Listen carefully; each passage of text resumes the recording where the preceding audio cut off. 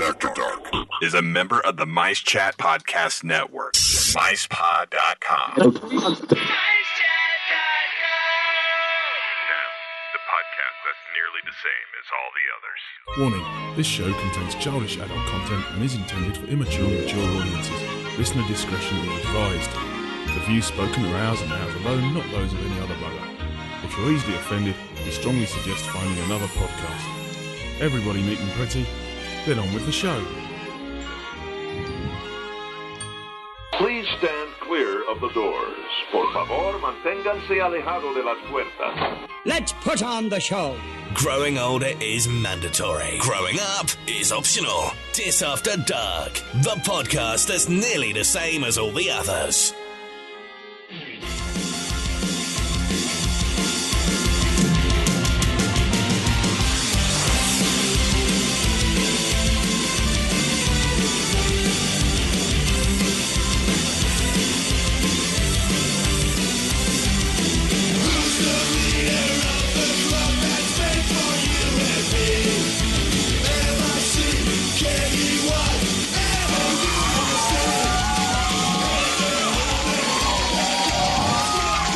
Oh, yes.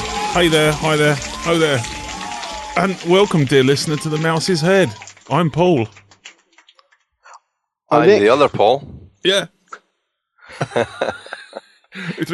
And there was a Nick in there as well. I heard you both at the same time.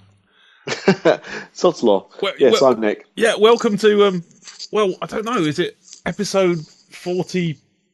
What are we looking at? Is it episode 45? Or do I go with the Season 2, Episode 1? You sounded a bit rough. That's the pub dog, for anyone knows. Yeah, that's been on guard. Yeah. Yes, our first episode as members of the illustrious MicePod network.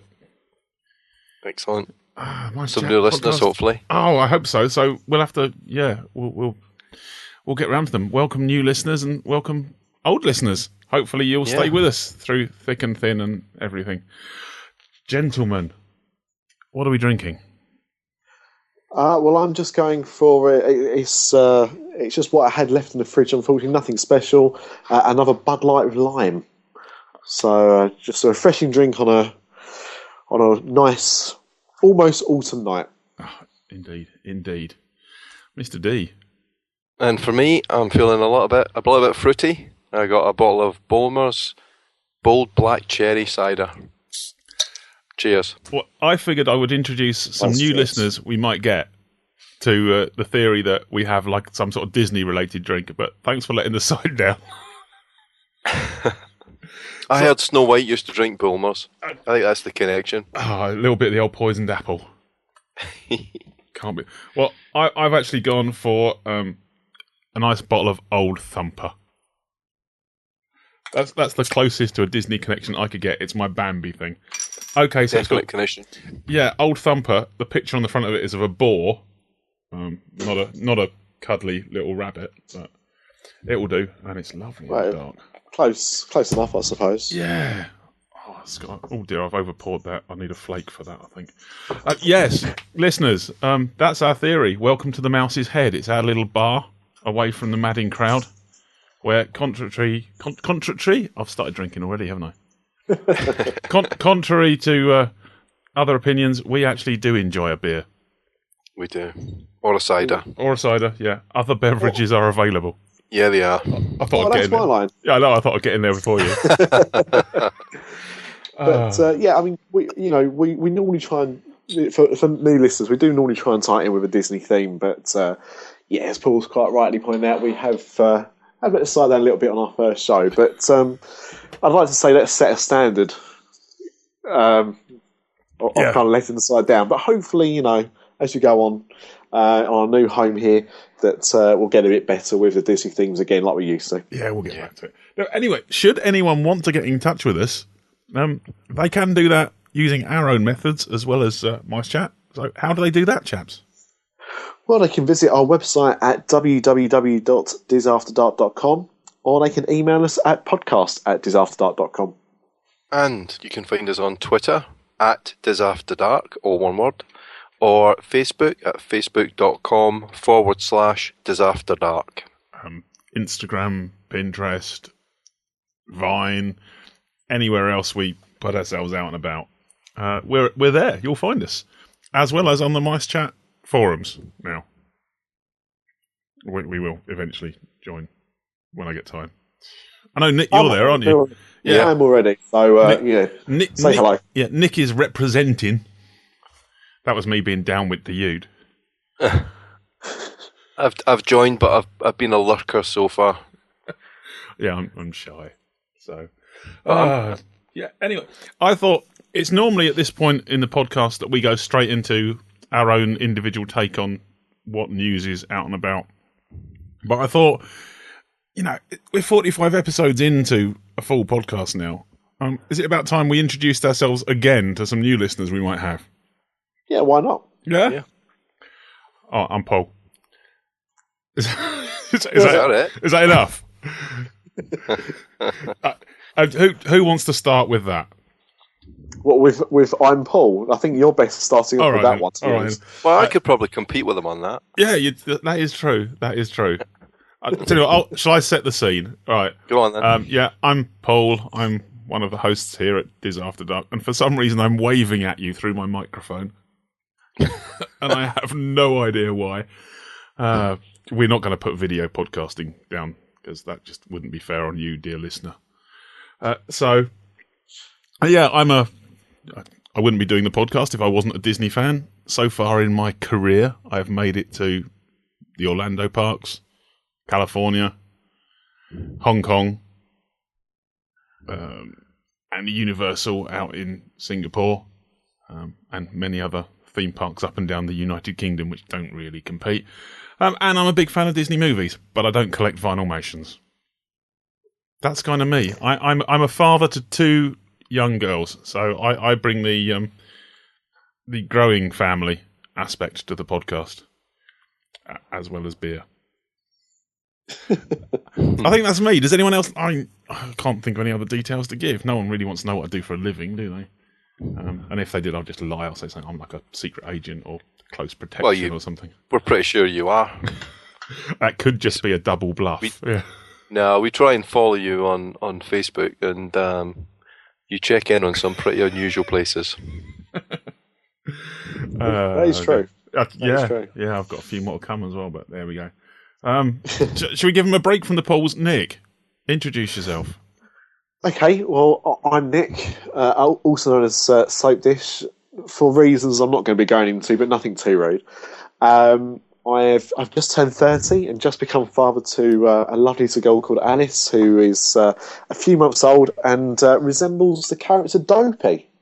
The words of that's the phrase that came from her own mother, not myself. But I do agree. I can see the resemblance somewhat, and that's because she's cute, and Dopey's cute. I've been a Disney fan probably for as long as I can remember. Visited Disneyland Paris on numerous occasions since its opening in '92. Was my first trip there, and I've been back pretty much almost every other year since then, with a few exceptions. I've also been to Orlando twice, once to propose to my now wife, and again on our honeymoon, and we will be going back with Alice when she's a little bit older. And we've got a trip to Disneyland Paris coming up in a few months, which will be Alice's first time, which we're looking forward to. Both myself and my wife collect Vinylmations, so we're I am the person on the podcast that is interested in that and bores the other two Pauls with Vinylmation news and opinions. We have to have there's an audience out there. Well, yes, of course. No, Nick. No, it's good. There's a support there. But no, these guys really make the show. So first of all, already introduced himself to you. Mr. Dolan, it's your time to shine. Okay, so I'm the other Paul. Sound a little bit different. I'm the Scottish Paul. Again, I wouldn't say I was a lifelong Disney fan. I got hooked quite suddenly. We almost went on a Disney honeymoon, but didn't quite manage it in the end. And I ended up working in the States and went to Disneyland in California. So that was my first experience of a Disney park. Absolutely loved it. And when I've got two daughters, Katie and Heather, and when they were old enough, we took them to Florida, and we've been back to Florida quite a few times. It's kind of scary how much we've actually spent on that. I actually totaled up the number of nights we've stayed on site in Disney World, and it's about 116 nights. So that's quite a chunk of a year. That is for a Brit. For a Brit, that's quite a long time to spend. Yeah. Yeah. And then we did go back to California, and a couple of trips to Disneyland Paris, 3 I think, and 2 Disney cruises, a short one in the Caribbean, 4 nights, and then a 7-night in the Med the year before last. And we've got a trip planned next August. I think the other Paul is going to be there at the same time. Oh, yes. So got some potential for some on-site reporting. And then a short trip to Disneyland Paris just before Christmas coming up also. Excellent. Yeah, for on-site reporting, you could also read the word mayhem. Yeah, could be. And I mean, I suppose we should explain as well how we came about. That would be good. And so, like, you know, and sorry for listeners that have been with us for a while, you'll know this already, so I'll keep it brief. But basically, the 3 of us actually applied to be on another podcast when they were looking for a new co-host, and we made it all down to the final few, but none of us actually got it. And I got a message from Mr. Boniface to say, you know, I'm thinking about starting an adult Disney podcast. Would you like to join in? And I said yes. And we started that off, did it for a few months, and it was going good, and we was enjoying ourselves. And we then met the other Paul, Mr. Dolan, at a Disney convention in the UK, hit it off, kept in touch, and we got him as a guest on the show, and realised that we didn't realise we was missing something on the show, but having him on meant that we realised that we were. And he very politely and kindly decided to join us, and it's been the 3 of us pretty much ever since. Yeah, it was. Carry on. I certainly felt like the lucky one, so I appreciated getting the chance to come on the show with you guys, and it's been a lot of fun. And it's been this many episodes, and I've only just realised that you just said you've been on 2 Disney cruises. We haven't even covered cruising yet. Yeah, that's one for the future. I know. Mm-hmm.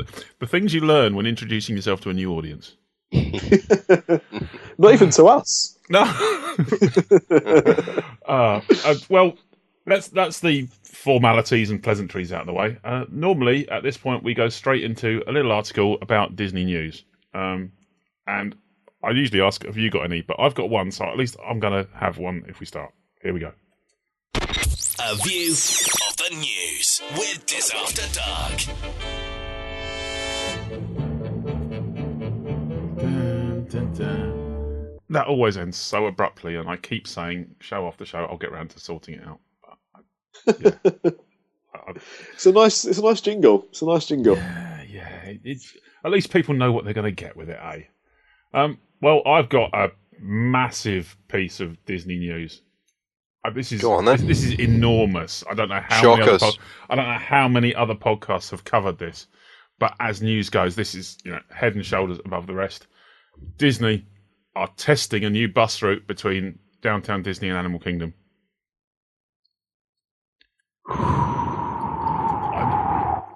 I know. Isn't that enormous? What a shocker. Yeah, isn't that enormous? You can now go from Downtown Disney to Animal Kingdom on a bus. Why would you want to? I know a few podcasts that would disagree with you there. Sorry, I used to know a few podcasts that would disagree with you there. No, it's there is a bus. I didn't even realise there wasn't a bus because I've never actually tried to go from Downtown Disney to Animal Kingdom.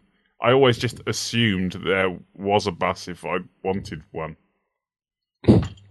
I didn't think that was what you were going to say. I felt sure that you were going to go for the vacation club at the Polynesian, the worst kept secret ever. So, you can have that one if you want. I thought I'd go for the bus route.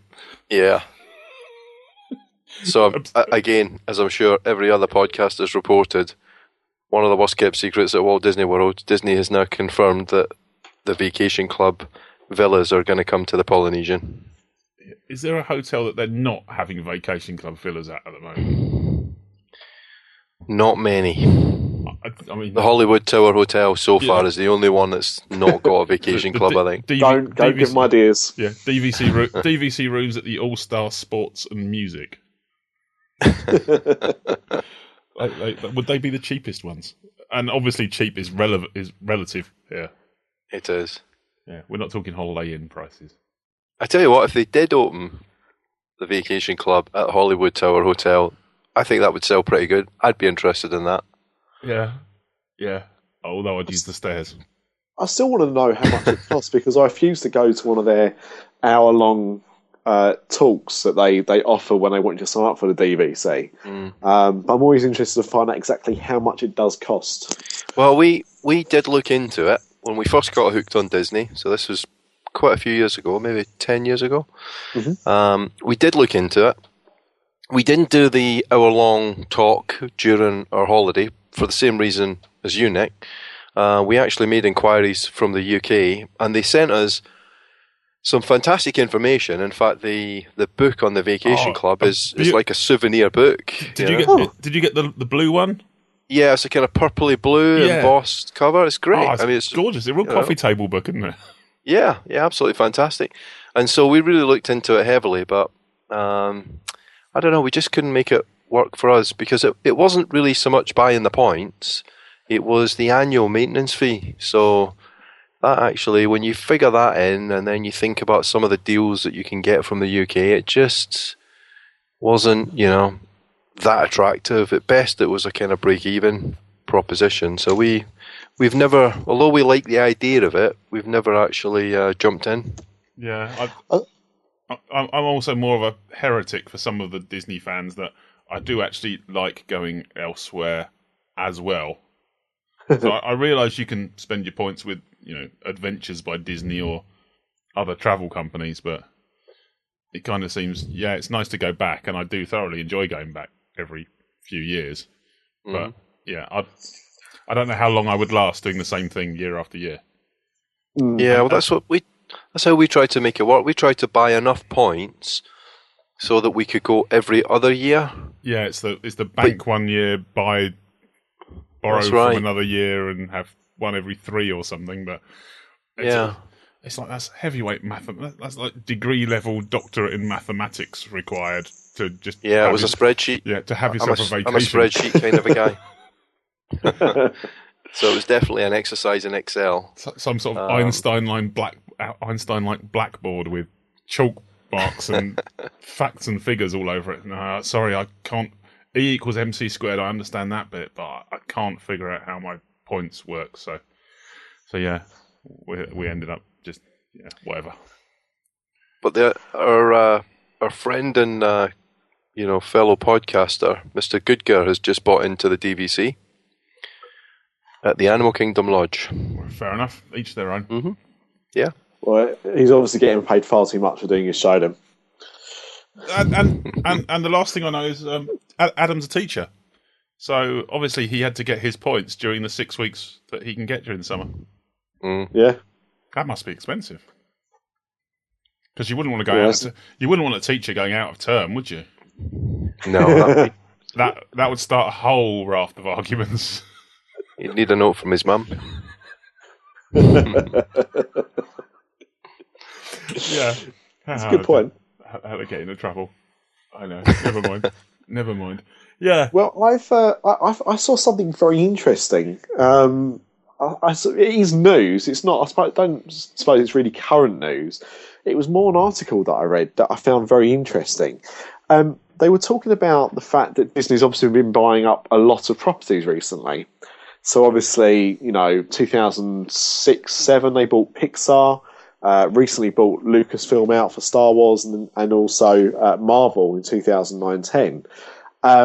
And we just kind of accepted the fact that it's what they wanted to do, and they've obviously got plans in the future, whether it's films or attractions or lands within their parks.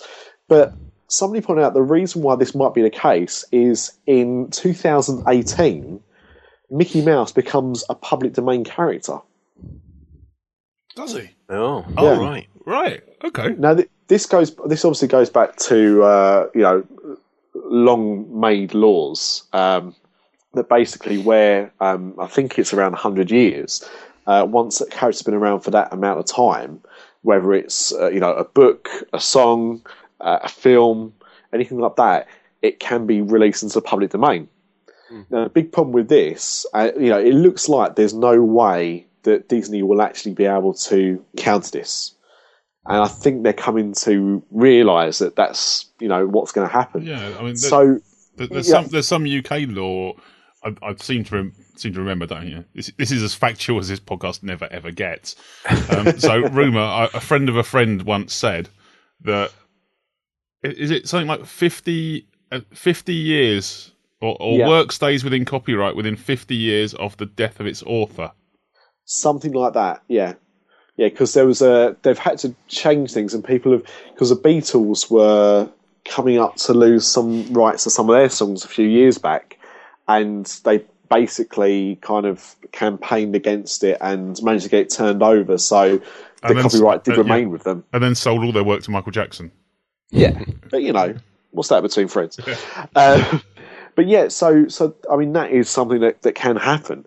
Now, when 2018 hits, if this indeed does happen, then what it will mean is that anybody can produce whatever they like with Mickey Mouse's likeness.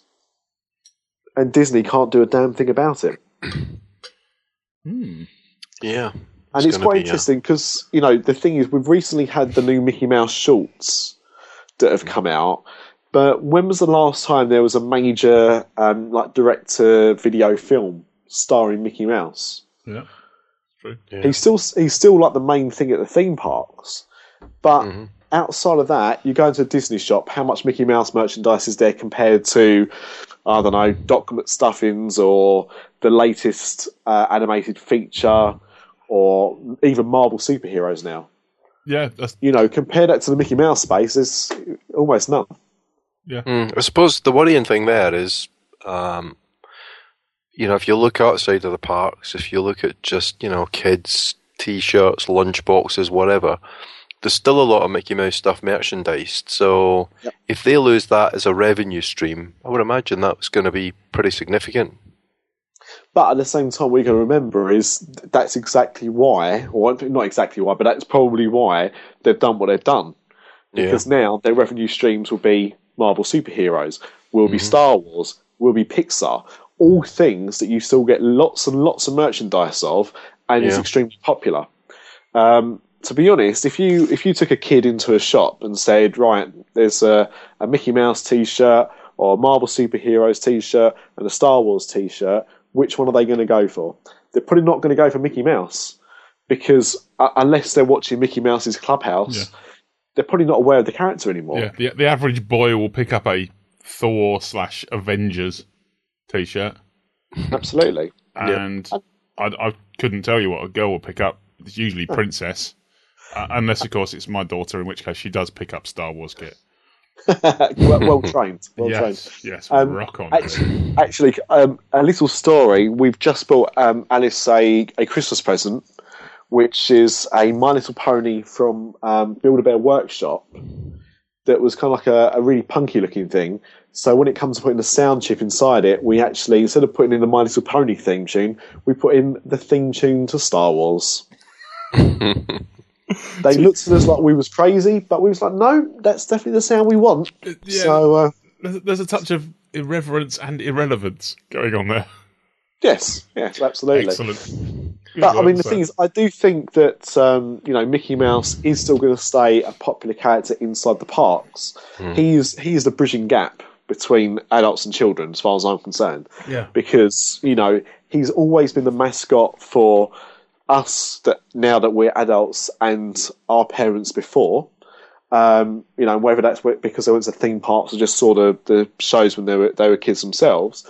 And so, therefore, when we've taken our children, Mickey Mouse is still the character there. He's the universal character in that regard through all the ages. So I still think in the theme parks he will be seen as that. I just think going outside of the gates, it probably won't be it. I wonder what the legal aspect of it. We'll have to have a chat with some sort of lawyer type. So if Lou Mongello's listening, let us know. Or Craig Duncan. Oh, yeah. Anyone who's a cop. Is it because Mickey Mouse was classified as a work of art, so is therefore under copyright laws? Because if Disney made that Mickey Mouse shape some sort of trademark, then doesn't trademark law not apply to copyright law or something? Because obviously, the Coca-Cola swoosh has been around for years. Probably longer than Mickey Mouse from when Coca-Cola was invented. Go on, Nick. Other soft drinks, etc., etc. Other soft drinks are available, of course, and beverage companies. Yeah. If they want to sponsor us as well, so but certainly. So logos like that have been around for years, and they fall under both copyright and trademark law. I don't know. Perhaps it's because he's a work of art. How many? If you go back and you look at Coca-Cola, Pepsi, any of those other brands of everything are available, not just soft drinks. But for those two examples in particular, if you actually go back through the years, the logo changes ever so slightly every few years, or in some cases has quite a drastic change in what Pepsi did in the 90s. But by doing that, by making those little tweaks, that probably extends that as well. Yeah. Potentially. You're listening to Copyright After Dark. It's a new spin-off. But honestly, new listeners, this is the first time we've ever talked about anything legal. Usually we talk about things that are illegal. and probably not this serious, actually. But I just thought, when I read this, I thought, you know what, this is something that I think we should highlight. I think it could really be something major one day. Yeah, just think of all those ice cream vans that can now actually legally put Mickey Mouse on the side of their ice cream, and all those like fairground rides that turn up in your local park that have a really badly misshapen Mickey Mouse on them. I think that's Mikey just Mouse. because I think it's just got the skill level of the sign painter, though, Paul. I don't know if that's a trademark issue. Who's that? It's I don't know. It's Michael Mouse. It's nothing to do with him. It's completely irrelevant. He's just got two big black ears. Oh dear. Yes. It's Mortimer Mouse. We've already got a Mortimer Mouse, of course. Yeah. Mm-hmm. We know. Famous villain too, Mickey. So. Wasn't that his original name as well? Yeah, that's right. Yeah, I think so. Yeah. It was going to be Mortimer. But you know what?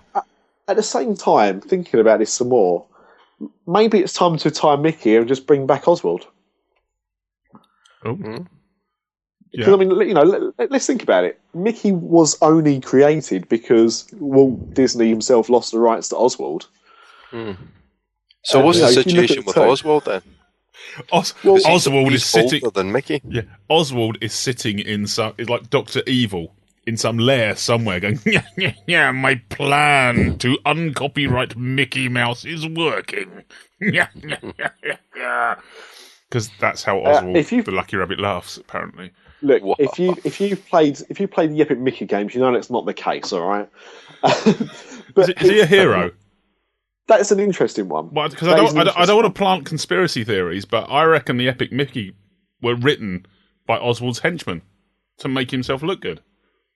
Yeah, that's been proved before. So you're not wrong with that. But they don't like you to know that. Being a man of mystery, Paul, we know that you understand how these criminal masterminds work. Yeah, it's all bluff and double bluff.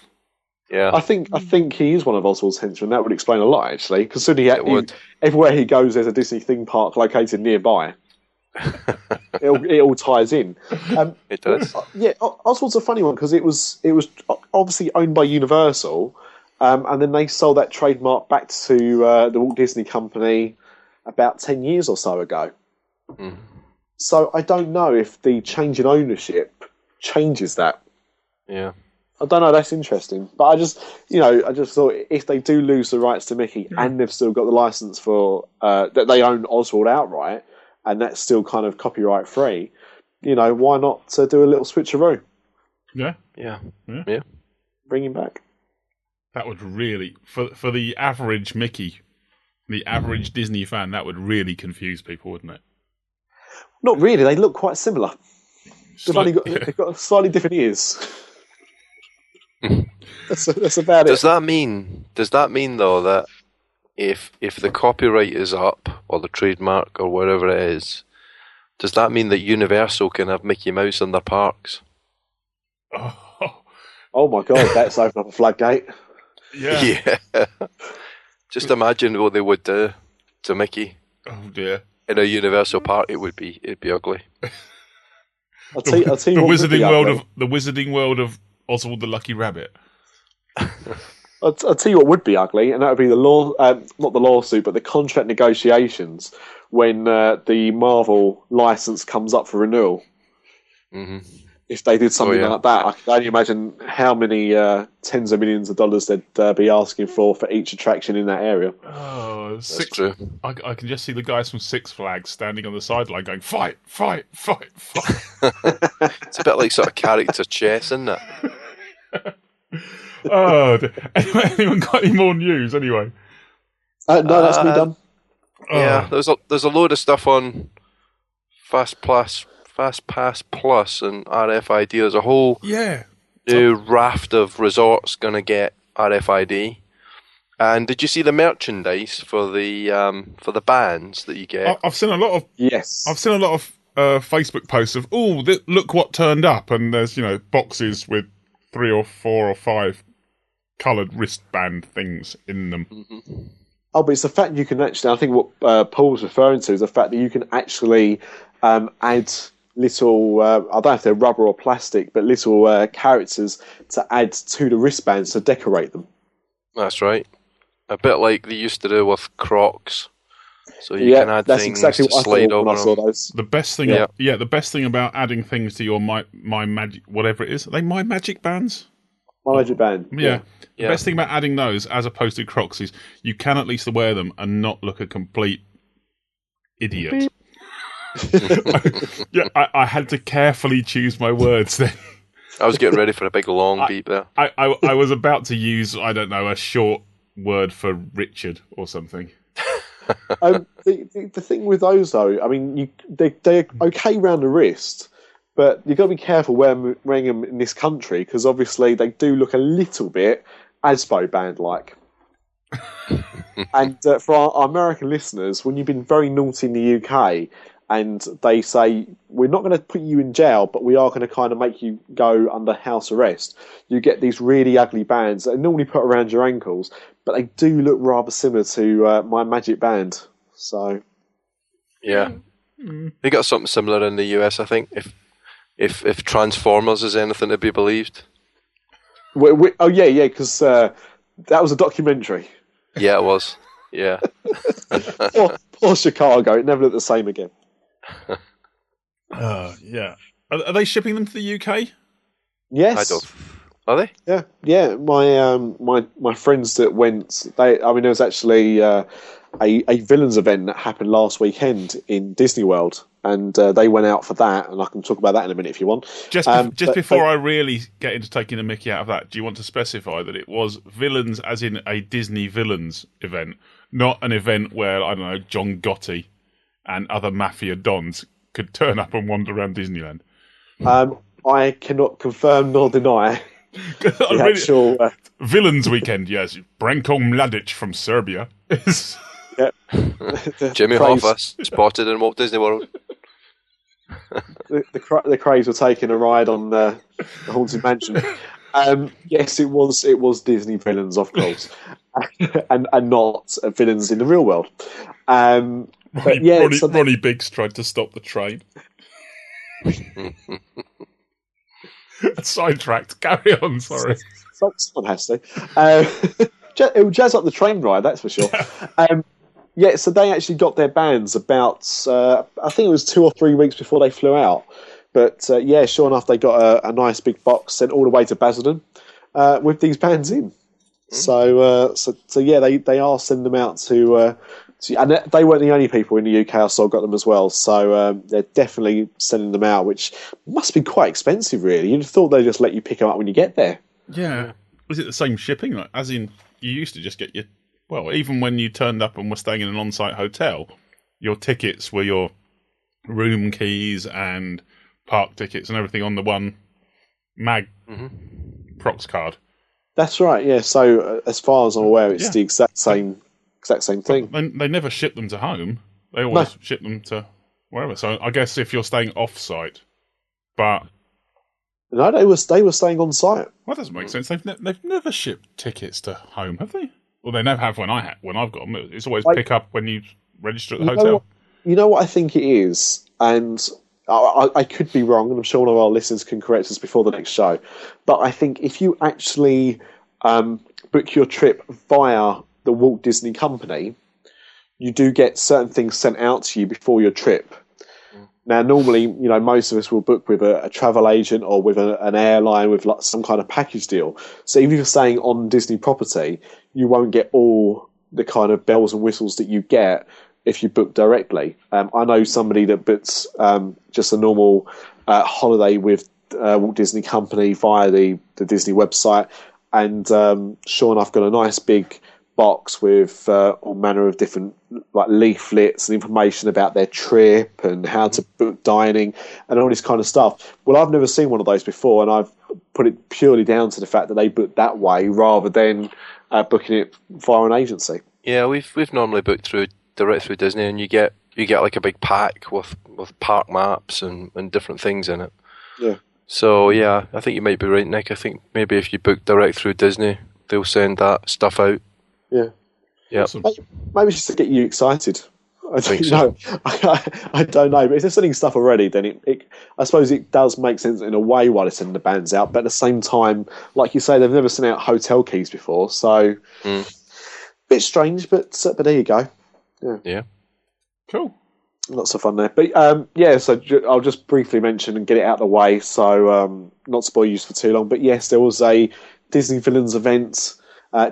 Disney Character Villains event that happened last weekend, which had a villains party on the Friday night at Hollywood Studios, where many of the rarer villain characters came out for meet and greets. The queues for this were about 2 hours long for character meet and greets. Wow. They'd really, really underestimated the popularity of it. People were being turned away because the park was too full. All right.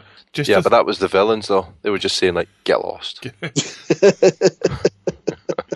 And they obviously had all the henchmen turn up as well, which filled part of it. Well, yeah, obviously. Okay, conjecture. If they had this popular an event as a villains event, the rumour that hit the mill a good few years ago and has quietened down since about some sort of fifth gate, a villains park. What do you reckon, conspiracy theory aside, a taster session to see how popular villains actually are? Do you know what? I think if this had been a year ago, I think you'd have been onto something. But going back to what I was just talking about previously about all the new licenses, I don't think there's a chance in hell we're going to get a villains fifth gate. I really don't. I don't think it's because it wouldn't be popular, because it obviously would. But, you've now got Star Wars, you've now got Pixar properties, you've got Cars Land, for example, you've got Avatar Land. We know Avatar Land is going to be part of Animal Kingdom, but what I'm stressing is that they've now got so many licenses. It's like the old woman that lived in a big shoe. I mean, she had too many kids and didn't know what to do. It's almost like Disney now don't know what to do with all their properties. Yeah, and if that was the case, would it be villains as in just Disney villains, or were they also, was it your traditional Disney villains and Gastons and etc.? Or was it also your Darth Vaders? No, it was a mix, and it was. I mean, I don't think there was any villains from Star Wars there. There might have been Darth Vader. That wasn't one that I saw, but you did get people like Hades, Oogie Boogie from Nightmare Before Christmas, which I've got to say was an awesome costume. And like your Gastons and people like that. Loki, Evil Queen.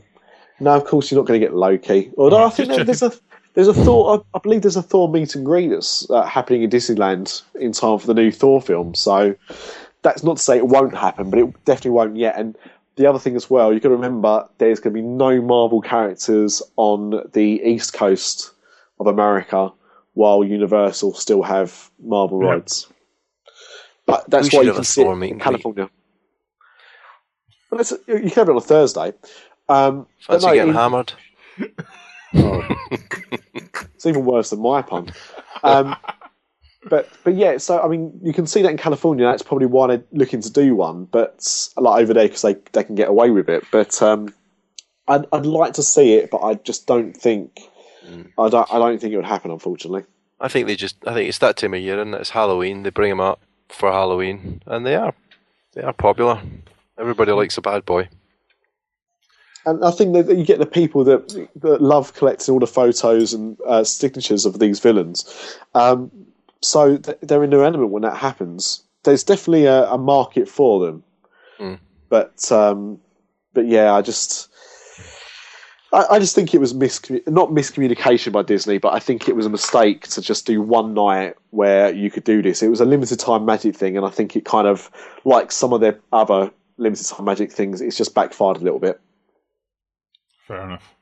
That's my opinion. But they had this whole thing over the weekend. So you had that on the Friday, and it was a big pin and Vinylmation villain event. That's what it was really all about the whole weekend. And they announced lots and lots and lots and lots of new Vinylmation series.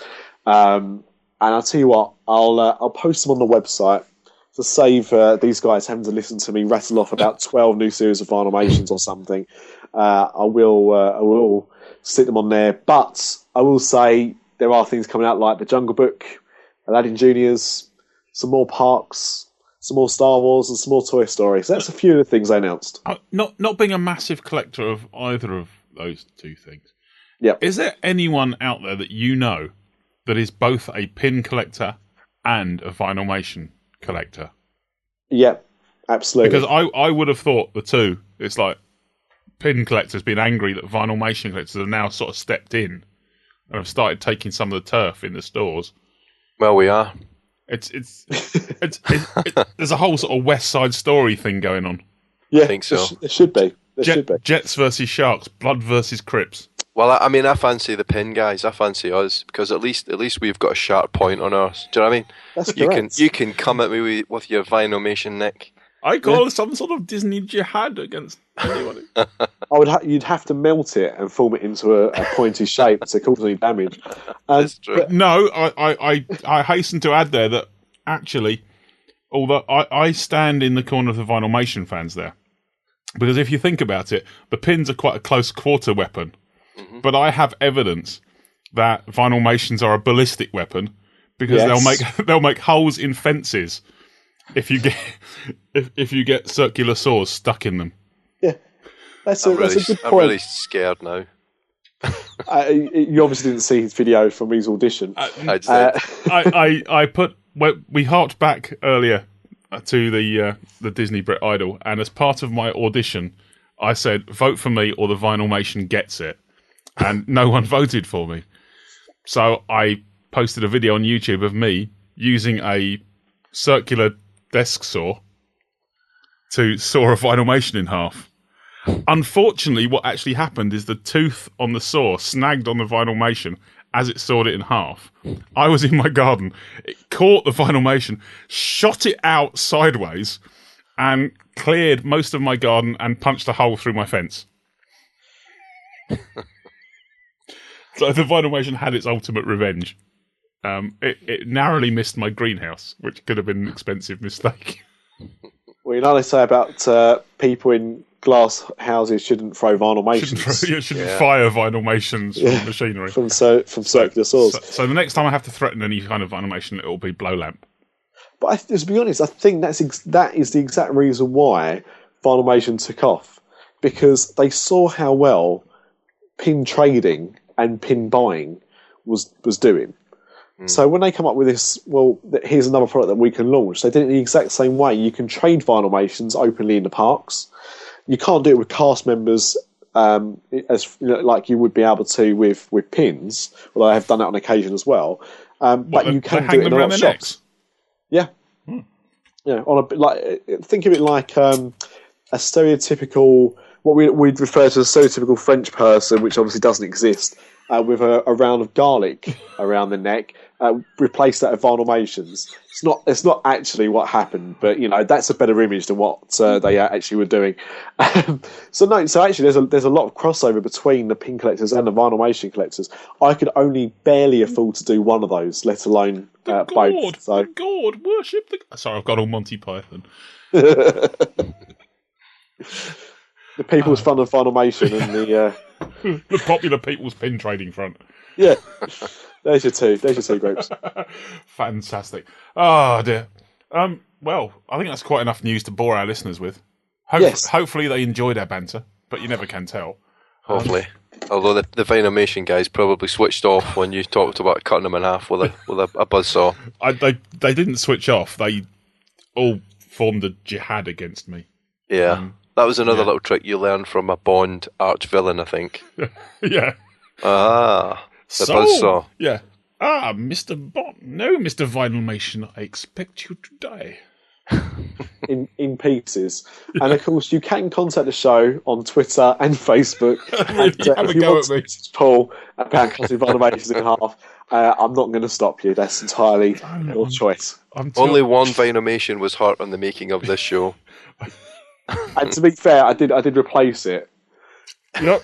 Yeah, I did replace it for you. Yeah, I profess my utter disdain and hatred for Vinylmations, and I now have 3 of them on my shelf because my daughters have got the hang of them. It's like, I want that one. No.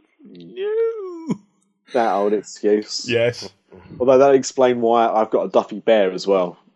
Yeah. It wasn't my choice. Get the buzzsaw out. It's a gift. Yeah, that I could do to Buffy. So, Buffy. That's a completely different kind of bear. That's a different show. There are a lot of things we could do to Buffy, but we won't mention. That's a completely different podcast. And please, if you've been listening to that bit, can I advise you rewind 10 seconds, not listen to the next 10 seconds, and then join us again here. That doesn't make sense, does it? Really, I have been on Old Thumper now. That's we heard on After Dark. Yeah. Other podcasts. We've still got to have our lock-ins just for those who really want to join us when we let rip. Yeah, we'll let our new MiceChat listeners know about that as well when that happens. Yeah, definitely. Normally, once we finish the news, our latest segment is our Cool War, which we stole from Top Gear. If anyone actually knows what that program is, I know it's on BBC America, but very popular. Apparently so. Yes. But for tonight, we've done something different. So I haven't got any music. I figured this one's best.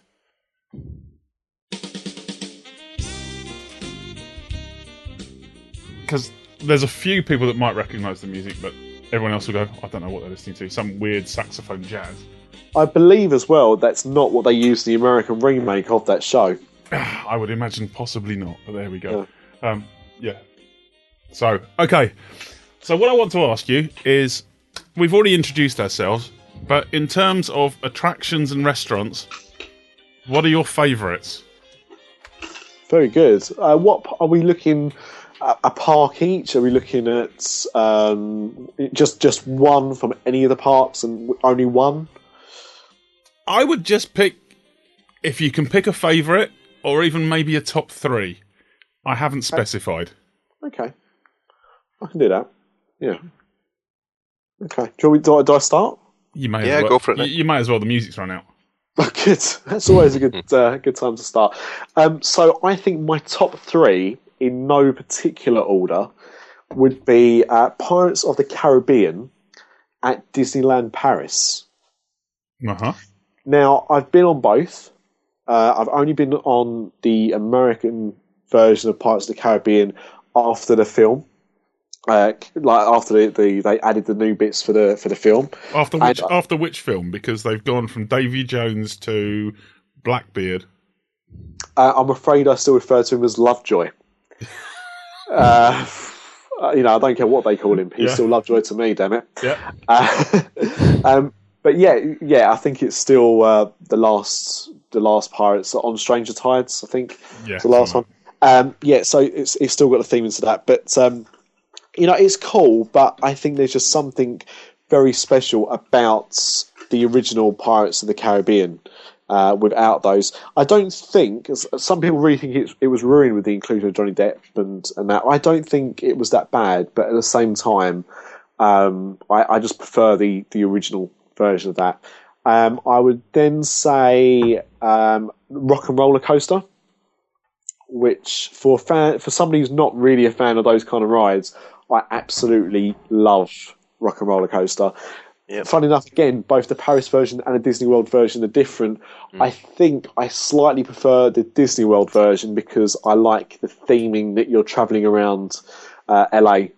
Yeah. And you've got the signs and stuff like that, which in Paris it's just lighting rigs, which is cool, but I think it's just slightly better themed. So yeah, the pre-show's better as well. Pre-show's longer. Oh, yeah. It is longer. Yeah. Very similar, but it is longer. And I think for my last one, I would go for Stitch's Great Escape. I would not go for Stitch's Great Escape. Really? It's all right. I mean, I do know somebody, hello Kimmy, whose favourite ride that is, even though I love Stitch and I hate that attraction. I would have said if Stitch was your favourite character, Stitch's Great Escape is still not a good ride, but possibly Stitch Live in Disneyland Paris. Stitch Live is very good, actually. I will say that.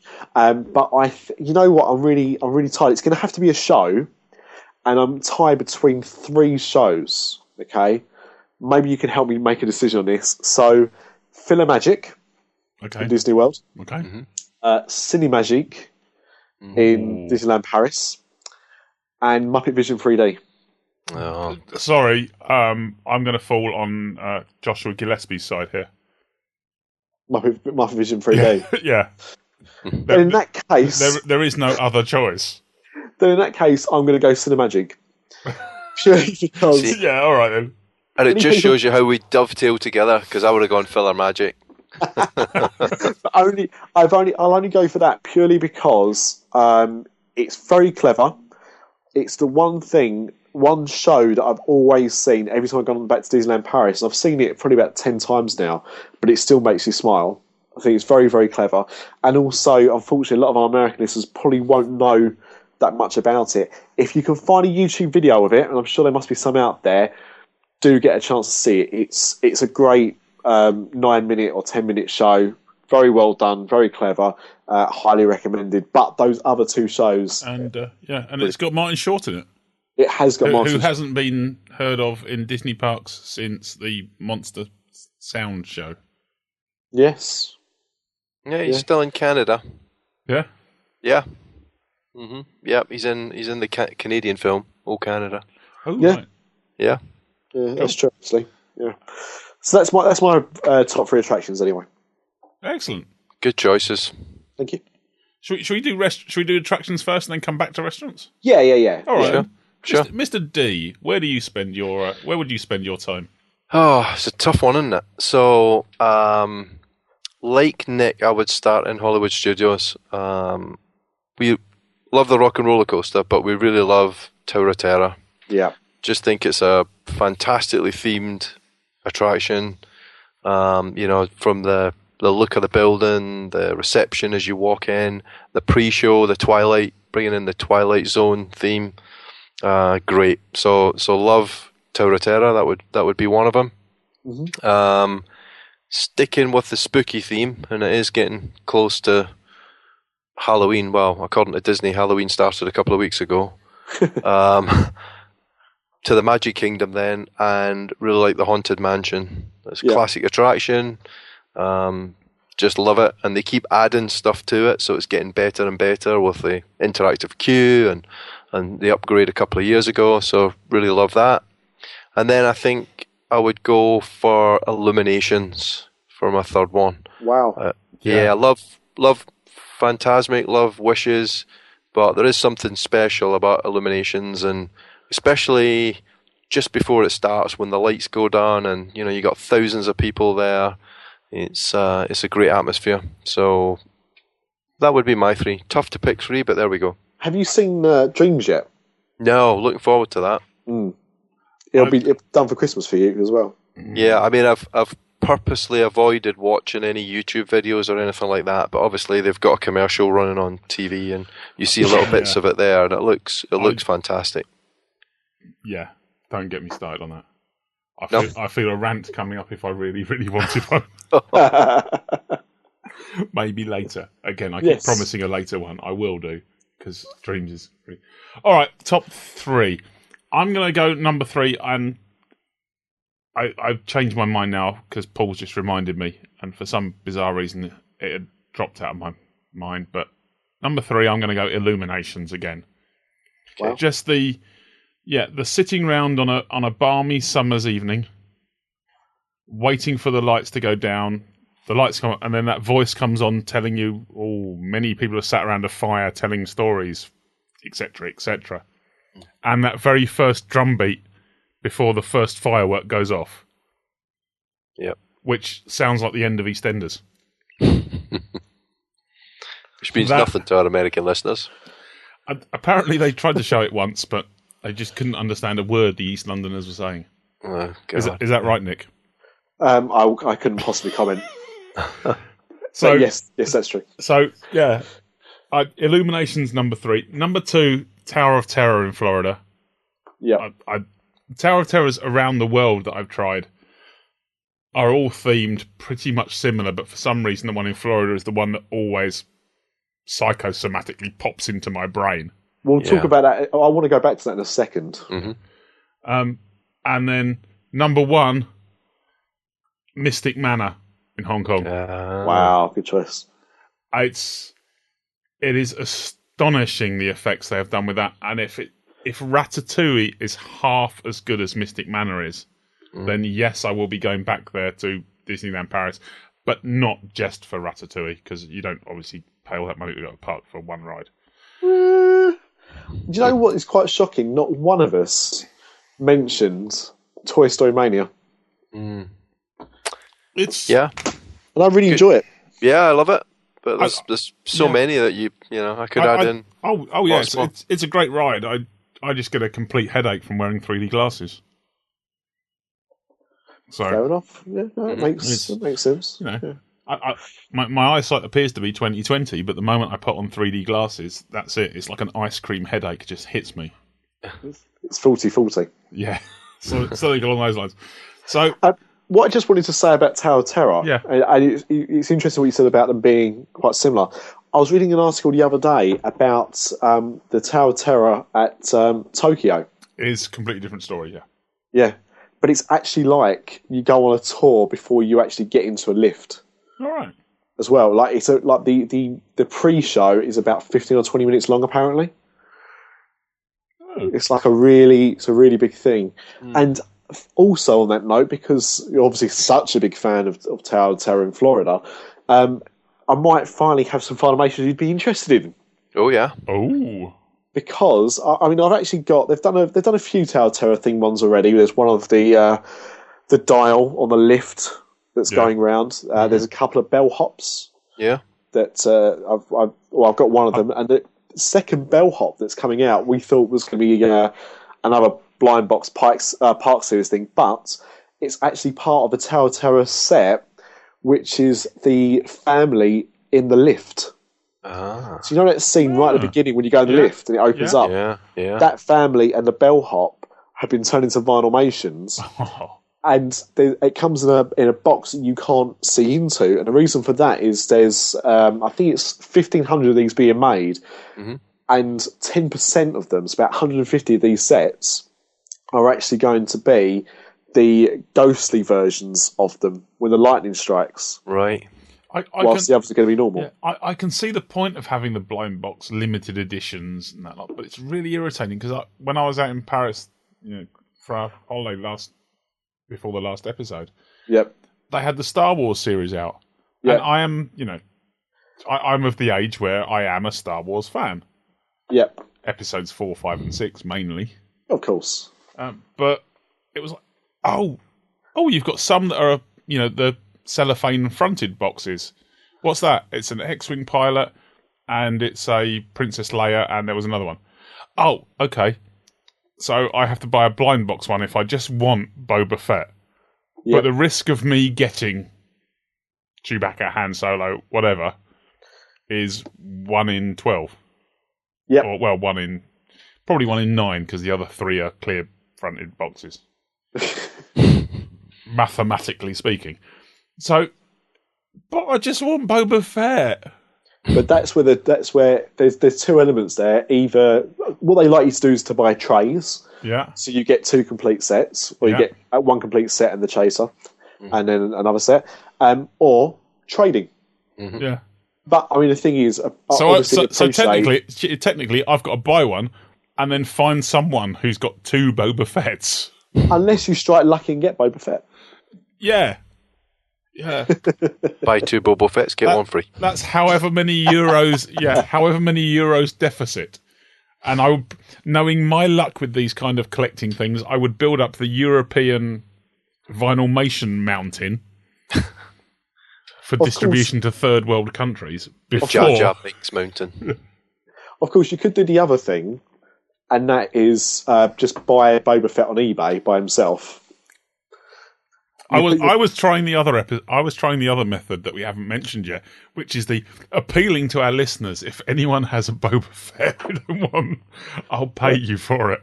Well, there you go. See, I'm sure our listeners probably will. I'll pay you, and you'll get a name check and eternal gratitude on the show.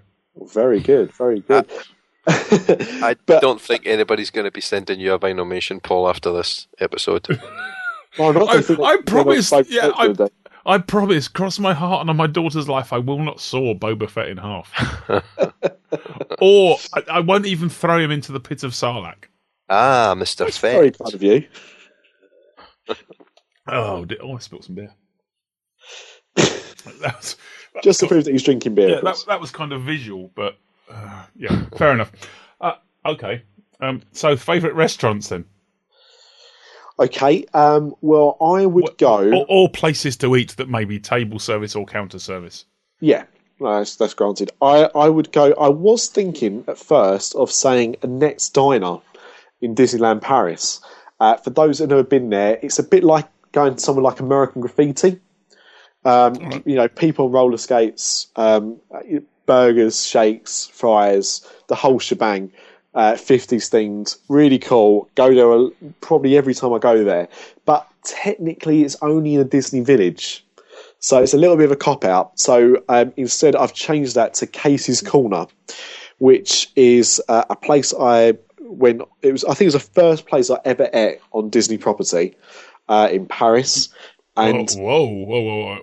Casey's Corner, Paris? Yeah, not Casey's Corner, Florida, where they do proper hot dogs. But as I said, it's because it was the first place I ever ate. And it's number 3, so all right, fair enough. Yeah.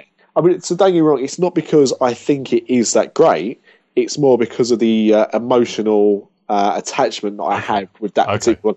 But the Florida one is better, yeah, without a shadow. I would then say 50s Primetime Diner in Hollywood Studios, which great theming. Have you guys ever eaten there? Yeah, yes. Eaten there once. Yeah, I had the 2 girls with us when they were 4 and 18 months. I think the theming's great. I think the waiters and waitresses you get in there are great, really in character. And I like the fact that you get to choose your desserts via a Viewmaster. Cool. That's right. Yeah, I'd forgotten that. Yeah, which I think is a really nice touch. But my favourite would have to be the, before the revamp, obviously, version of California Grill. Which choice. I love muchly. Yeah. Okay, fair enough. I'll go with that. Paul. Okay, so California Grill would have been on my list, but I'm gonna leave that one for Nick. So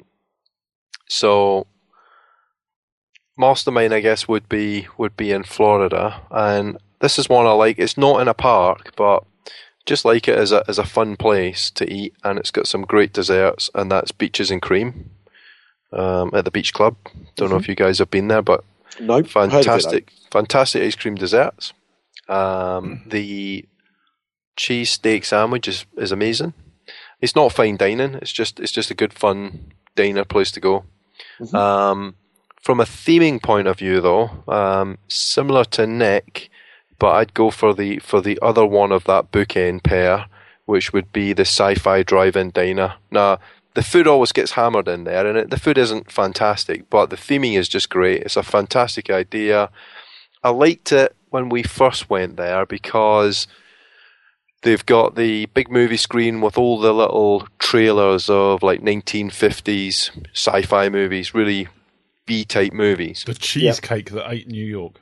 Yeah, the incredible 50-foot woman or whatever it is.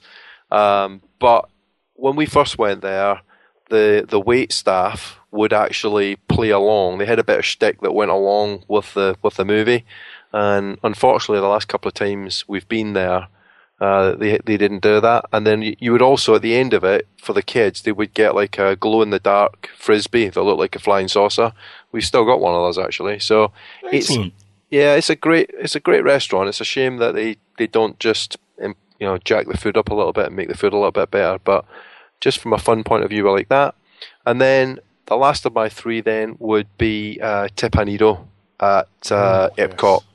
Just think if you've got a good group sitting around those hibachi tables and watching the chefs, you need a good chef and you need a good group, but that can be a really fun dining experience, watching the guys cook the stuff and do the tricks with the knife, and love the trick with the little onion volcano. It's good fun. It does seem that that is a trick that they have almost copyrighted themselves. Yeah. The onion volcano, because you see it on every YouTube video of Teppanyaki. Yeah. And again, I love the restaurant, and I advise people, we're going, where do you think we should eat? Well, I'd recommend if you're in Epcot, go to Teppanyaki. Why? Because they do this thing, and they do this like a volcano, and like with... Although, is it a volcano? Because they also line up things behind it and then push it forward, and then tap their spatula on the floor, almost like the bell of a train. So like a train, we think it's a volcano, but they're actually trying to do a train. I have no idea. Interesting. Yeah. I have no idea. Okay. Well, I'm going to start with a dishonourable mention. Okay.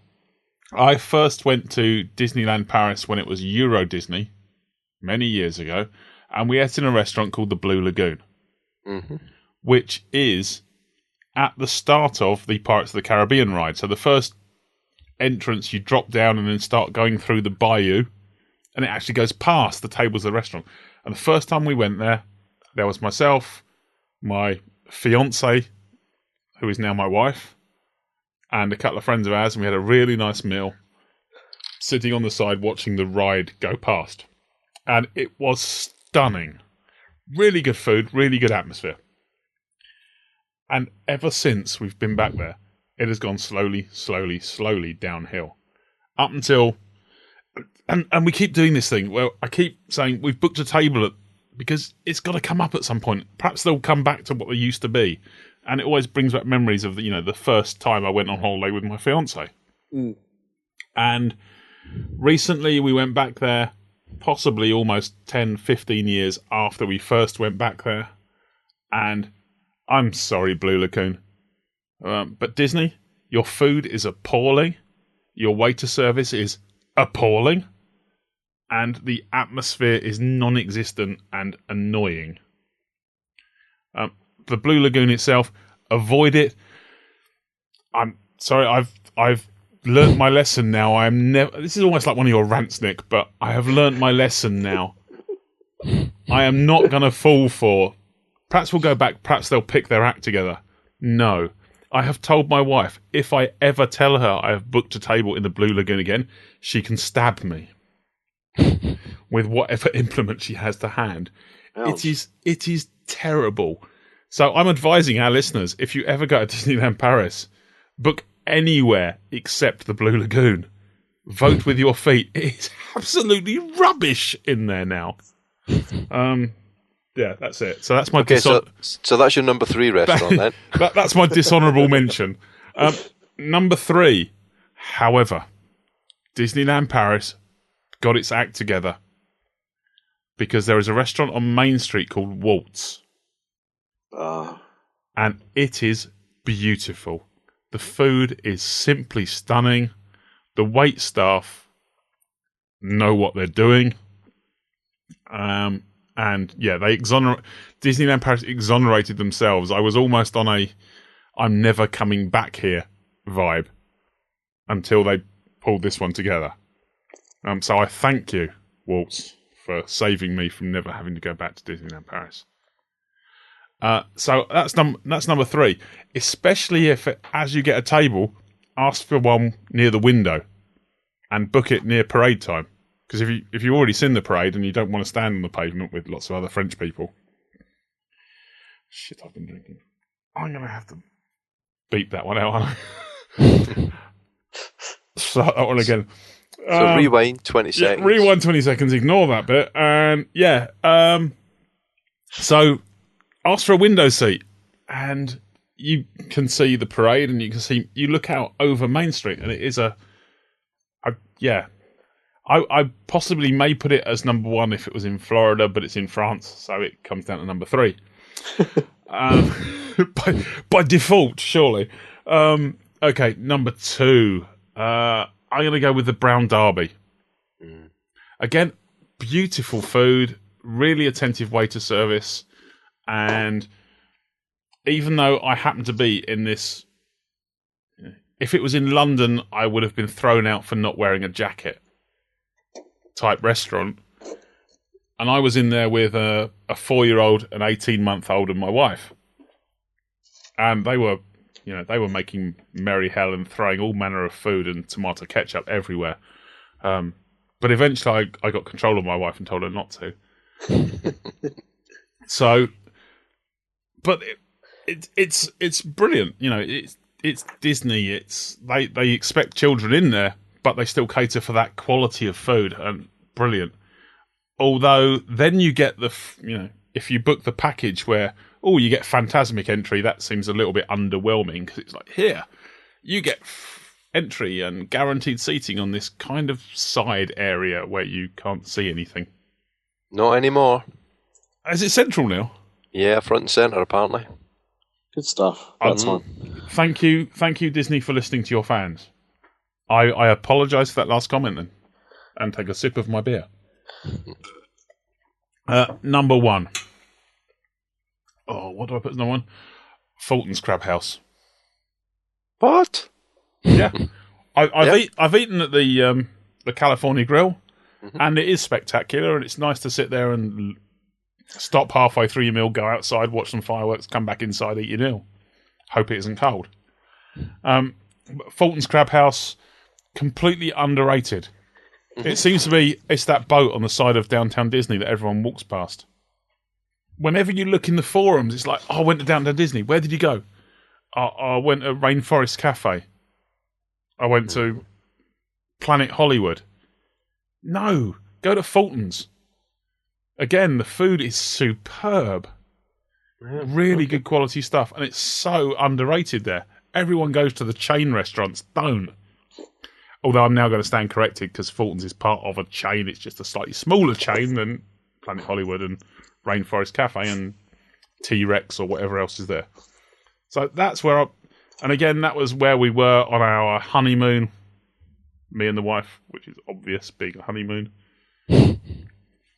And, we told them it was a honeymoon and they brought out a cake, which apparently they do everywhere in Florida if you tell them it's your honeymoon. So, yeah, that's my number 1, Fulton's Crab House. I think it's a fantastic restaurant. Good. I can't say I've ever been, but... exactly. How many times have you been to downtown Disney? Out of how many times have you been there? Oh, loads of times. Yeah. But everyone just walks past it. It's the boat that's on the side. Yeah, I keep looking for Steamboat Willie. Yeah, you'll go for... you'll go for Planet Hollywood or Rainforest Cafe because, it's quite good and they do good burgers, but it's great. Well, Ghirardelli's, because it just has the best ice cream everywhere. And you can always not have a dessert. Go to Ghirardelli's. Would you like a dessert? No, bugger that. I'm going to Ghirardelli's. God, I love that Guys, place. I'm getting hungry. Oh, I know that. That's enough of that. Again, thank you for your input, guys. Normally, it's something about now that we used to play, but I've got a pub singer. So the pub singer is back. The Mouse's Head has a resident entertainer. For this particular one, ladies and gentlemen, I believe his daughter joins him if you listen to it. I don't think she intends to, but, have a few seconds of this.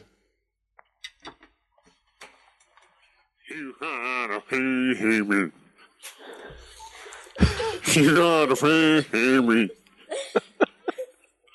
In the road, stand ahead and where's a mile from your deep green bay. Your eyes rainbow while you drink through say, you gotta pay.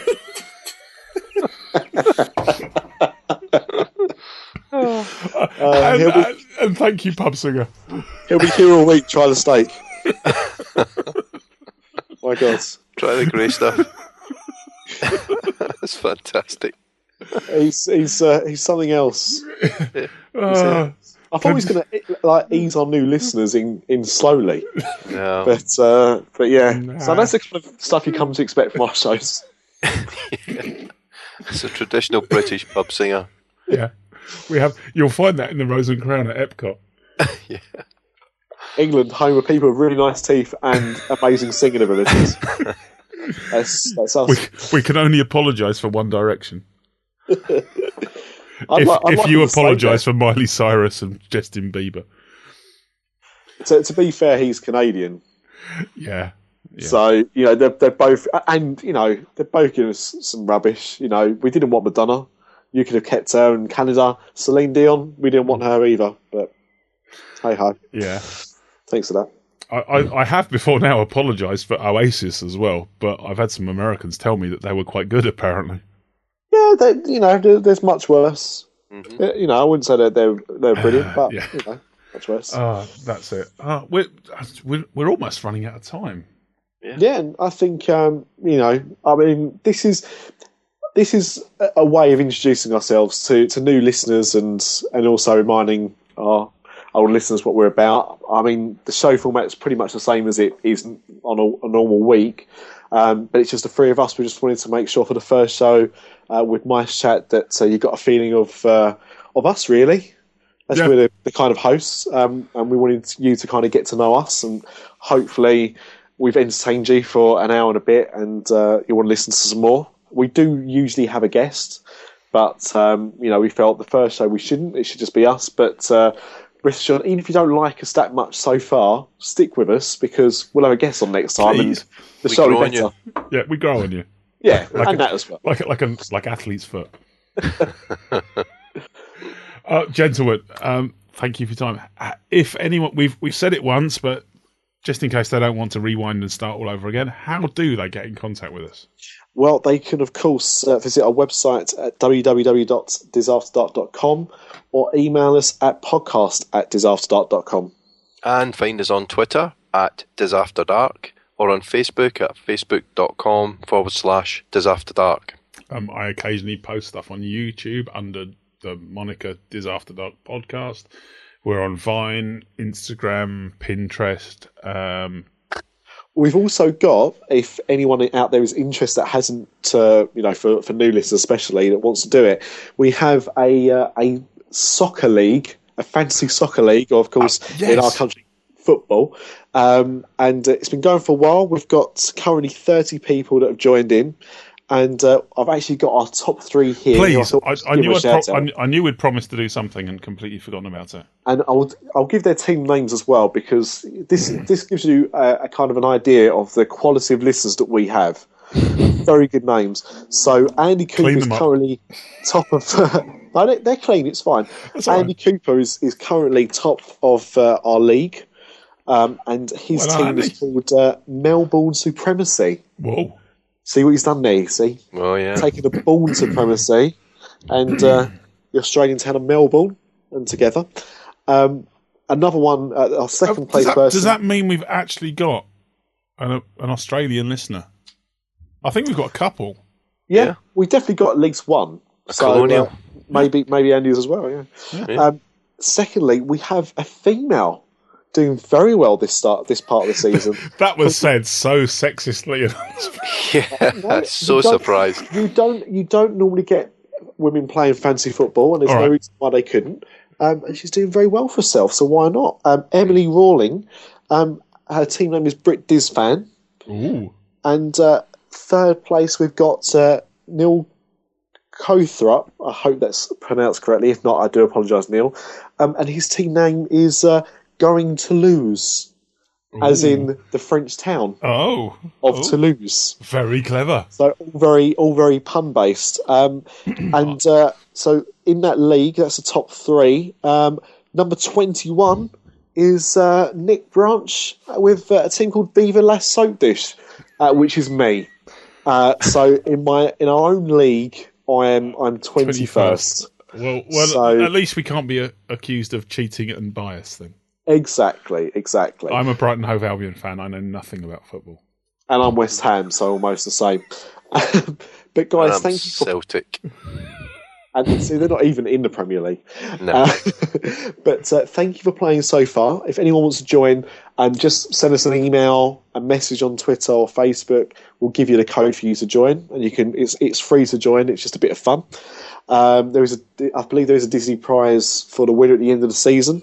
I'm sure someone said that once, so we'll say it again, and if not, we'll get one. If you want to join, then just let us know, and we'll give you the details to join up to the league. If I was to turn around and say something like, "Yes, it's a vinylmation custom painted in the soccer shirt of the team of your choice," then we've got to actually find someone to paint it, haven't we? I think it's more likely, Paul, that you would say that. Sorry, Nick. I think it's more likely that you would say that first prize is the top half of a vinylmation, second prize is the bottom half. I can't find the top half. I have no idea where it went. It's in the neighbour's garden somewhere. Oh, dear. Yes, anyway.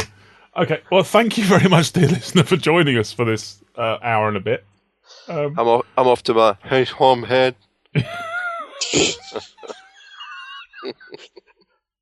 But confirm to our listeners that none of us actually are the pub singer. He's a reclusive man, but it's not actually the three of us. So if you want to guess who it is, by all means. But it's definitely not us. We're not that talented.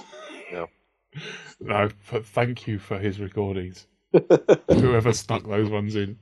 No, thank you very much for joining us. We will see you all in a fortnight's time, which I understand doesn't translate into American English.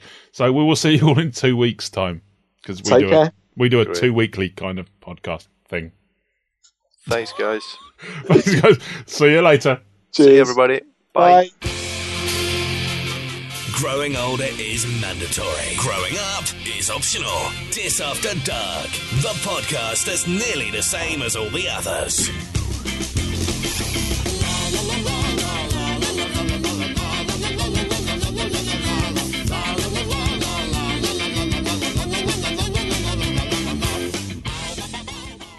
Right, I'll just stop this thing.